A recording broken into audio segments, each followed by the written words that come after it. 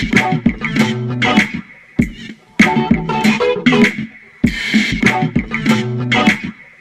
అండి, welcome to my channel అలాగే Ravi life styles and blogs. ఈరోజు ఈ వీడియోలో ఎమ్మీ పిజ్జా దోశ రెసిపీ మీతో షేర్ చేసుకుంటున్నాను. పిల్లలకు కానీ పెద్దవాళ్ళకి కానీ వెరైటీగా ఏదైనా తినాలనిపిస్తే ఆర్డర్ పెట్టుకోకుండా ఇంట్లోనే ఉండే ఇంగ్రీడియంట్స్తో సింపుల్గా అండ్ టేస్టీగా ఉండే పిజ్జా దోశ రెసిపీని ఎలా చేయాలో ఇప్పుడు మీతో చూపిస్తాను.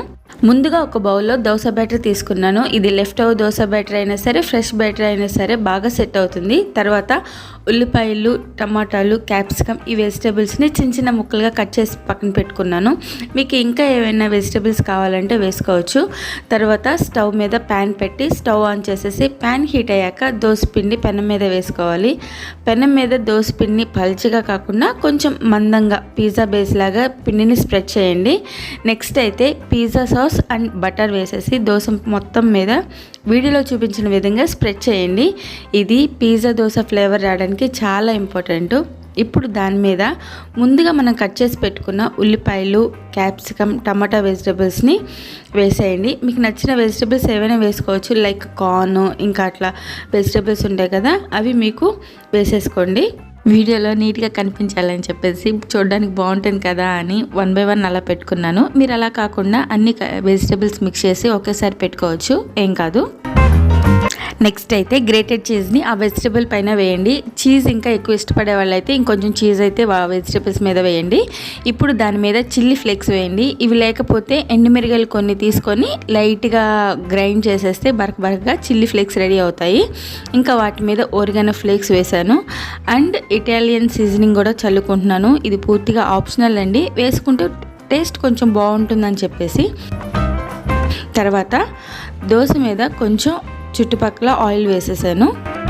నెక్స్ట్ అయితే ఇప్పుడు చీజ్ కరిగే వరకు ఉడికించుకున్నాక పిజ్జా కట్టర్ తీసుకొని పిజ్జా ముక్కలుగా కట్ చేయండి. పిజ్జా కట్టర్ లేకపోయినా ఏం కాదు, మనం అలానే తినేయచ్చు అనుకోండి.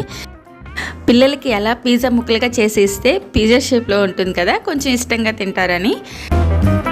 నెక్స్ట్ అయితే దోశ కింద భాగం క్రిస్పీగా అయిందంటే మన ఎమ్మీ పిజ్జా దోశ రెడీ అయినట్టే. ఇప్పుడు వేడివేడిగా టొమాటో సాస్ లేదా చట్నీతో సర్వ్ చేసుకొని తింటే సూపర్ టేస్టీగా ఉంటుంది.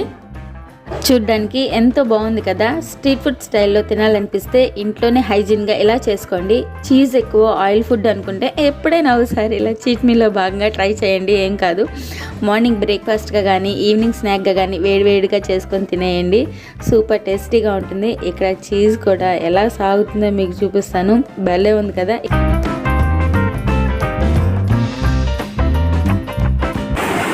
బాగుందా?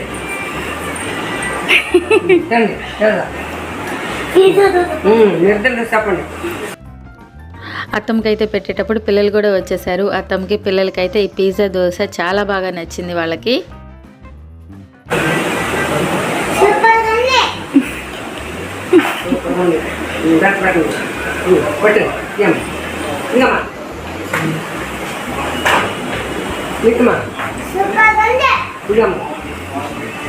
ఈ పిజ్జా దోశ రెసిపీ మీకు నచ్చితే ఇంట్లో ట్రై చేసి ఎలా వచ్చిందో కామెంట్ చేయండి. ఈ వీడియో కనుక మీకు నచ్చినట్లయితే ప్లీజ్ లైక్ చేయండి, సబ్స్క్రైబ్ చేయండి, మీ ఫ్రెండ్స్ అండ్ ఫ్యామిలీ మెంబర్స్కి షేర్ చేయండి. థ్యాంక్ యూ అండి, థ్యాంక్ యూ ఫర్ వాచింగ్.